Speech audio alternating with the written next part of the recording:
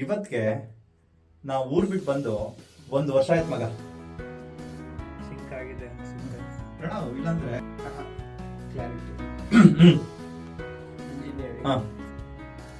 Engineering result ಬಂದಾಗ ನಮ್ಮಮ್ಮನ ಹತ್ರ ಫುಲ್ ಜೋಶಾಗಿ ಸಿನಿಮಾ ಡೈರೆಕ್ಟರ್ ಆಗೇ ಬರ್ತೀನಿ ಅಂತ ಹೇಳಿ ಮುಂದೆ ಡೈರೆಕ್ಟ್ ಮಾಡ್ತಾರೆ.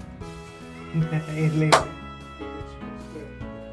4 ಮಿನಿಟ್ಸ್ ಓನ್ಲಿ 1 ಅವರ್ ಕುತ್ಕೊಂಡು 2 ಮಿನಿಟ್ಸ್ ಮಾಡಿದೀವಿ. 4 ಮಿನಿಟ್ಸ್ ಅಲ್ಲಿ ಆಗುತ್ತಾ? ಹೊಟ್ಟಿಚ್ಚು